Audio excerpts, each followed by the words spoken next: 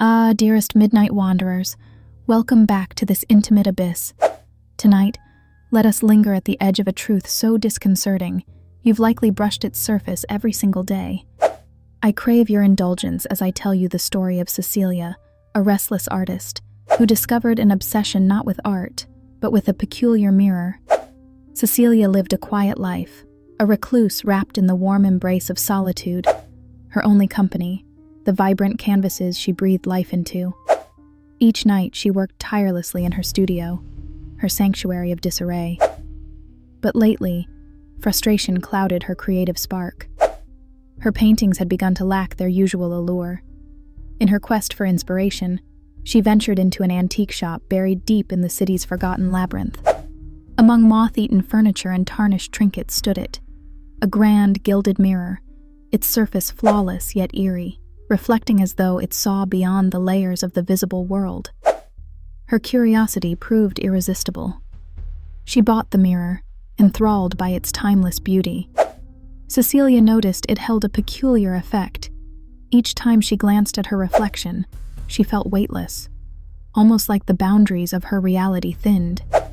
It began innocently, a longer glance, a lingering gaze, an odd warmth of comfort in the mirror's presence. She moved it into her studio, claiming it gave her perspective. However, the mirror lent more than perspective.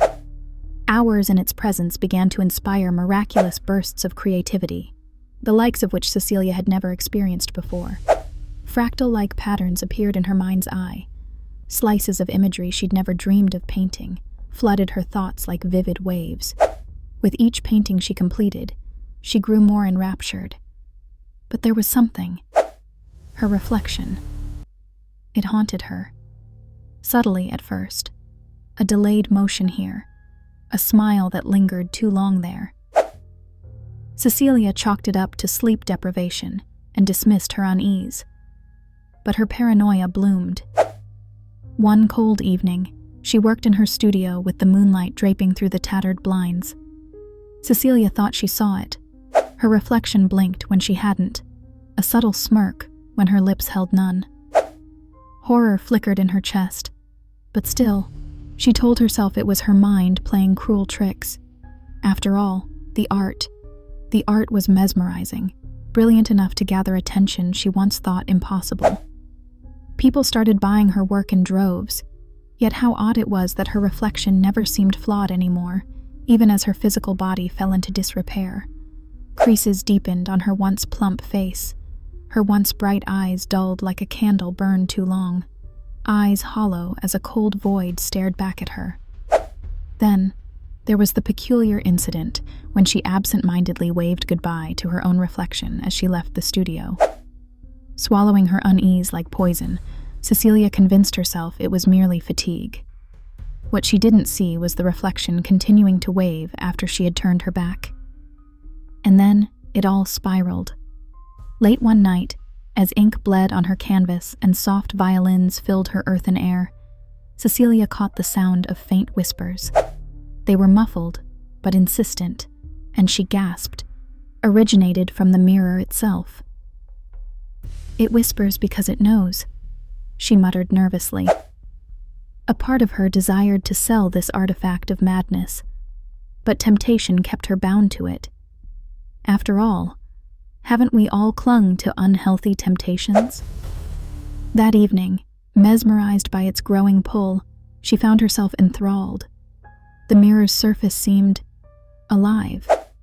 If glass could pulse along with the beat of your heart, then the mirror undoubtedly knew dance. Its once beautiful frame grew ominous, the gilding now blackened and rusting.